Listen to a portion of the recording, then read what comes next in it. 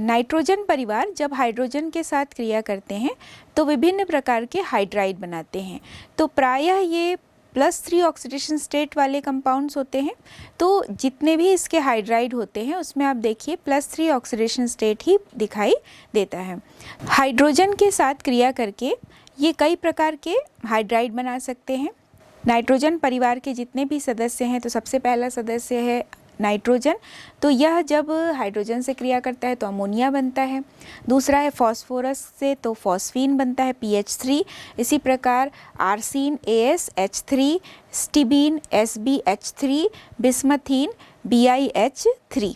तो ये जितने भी हाइड्राइड्स हैं ये हम देखें कि किस प्रकार से ये ऑक्सीडेशन स्टेट समान ऑक्सीकरण अवस्था दर्शाते हुए बनते हैं। हाइड्रोजन के प्रति जब इसकी क्रियाशीलता को हम देखेंगे तो इसमें कुछ रिएक्शन को आप देखिए।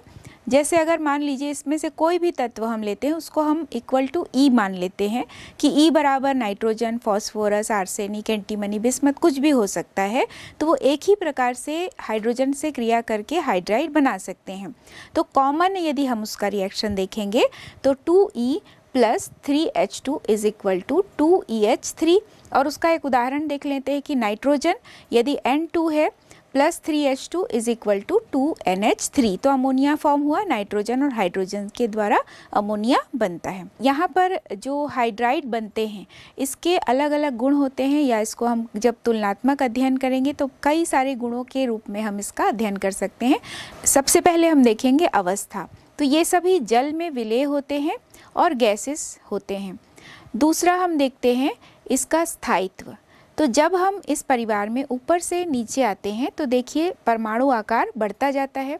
तो जैसे जैसे परमाणु आकार बढ़ता जाता है तो बंध वियोजन ऊर्जा का मान भी घटता जाएगा, क्योंकि जैसे जैसे परमाणु आकार बढ़ता है तो E और H के बीच का बंध वो दुर्बल हो जाएगा। तो जब E और H के बीच का बंध दुर्बल होने लगेगा तो बंध वियोजन ऊर्जा का मान कम हो जाएगा, तो स्थायित्व के मान में भी कमी आती है। तो जब हम ऊपर से नीचे आएंगे तो अतिव्यापन की मात्रा कम होती जाती है आकार बढ़ने के कारण, तो यहाँ दुर्बल होने लगते हैं, इस कारण से इसका स्थायित्व कम होने लगता है।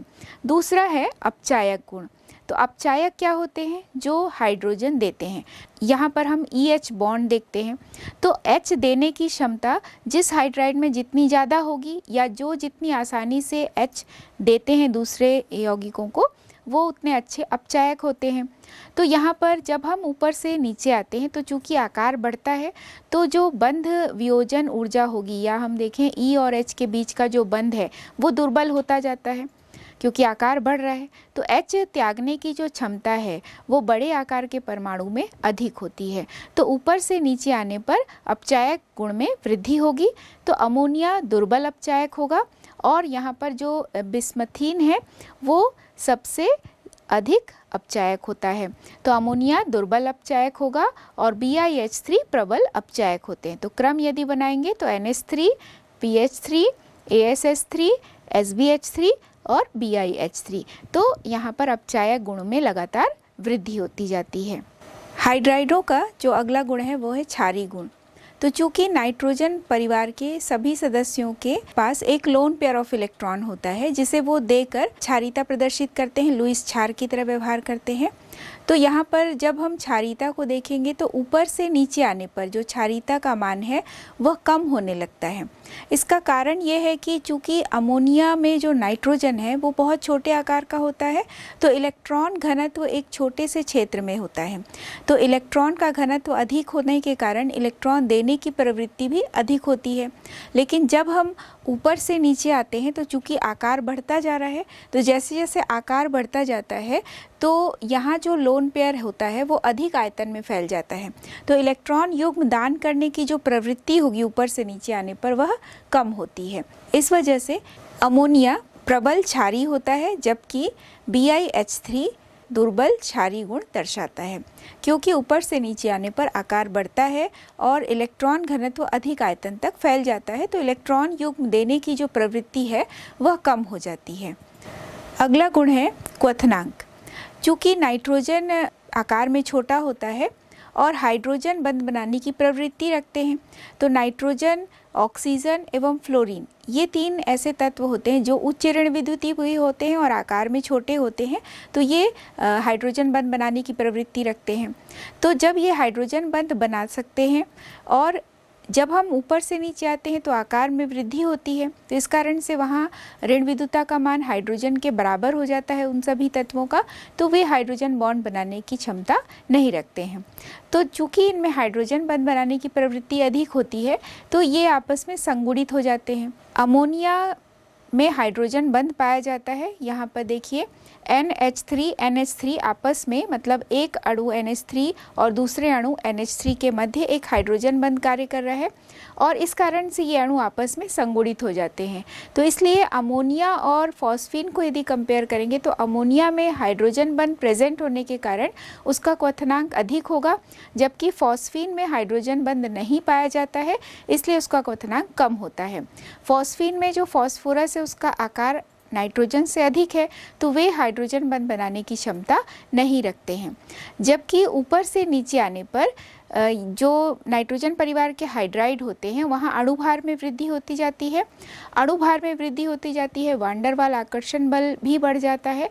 तो इसलिए जब फॉस्फीन के बाद के हाइड्राइडों को देखते हैं तो क्वथनांक में लगातार वृद्धि होने लगती है और इसी प्रकार की वृद्धि उनके गलनांक में भी होती है। अमोनिया से फॉस्फीन का गलनांक कम होगा, जबकि बाकी सभी जितने भी हाइड्राइड होते हैं उन सब का गलनांक उच्च पाया जाता है वान डेर वाल आकर्षण बल के कारण एवं उच्च अणुभार के कारण। अगली प्रवृत्ति है यहाँ पर हाइड्रोजन बॉन्ड।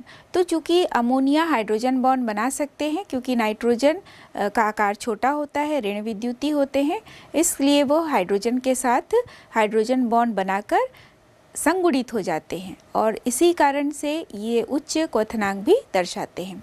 अगला है बंधों की प्रकृति। जितने भी हाइड्राइड हैं नाइट्रोजन परिवार के, ये सभी सहसंयोजक प्रकृति दर्शाते हैं। तो अमोनिया के उदाहरण से हम समझते हैं इसको। अमोनिया में जो नाइट्रोजन है वो sp3 संकरित अवस्था में रहता है और यहाँ पर 4 संकरित कक्षक होते हैं, जिसमें से 3 संकरित कक्षक हाइड्रोजन के 1s के साथ सिग्मा बॉन्ड बनाता है और जो अगला sp3 संकरित कक्षक है वह लोन पेयर ऑफ इलेक्ट्रॉन की तरह कार्य करता है। तो इसलिए जो यहाँ बंध कोण का मान है वह 109 डिग्री 28 मिनट से घटकर 107 डिग्री हो जाता है।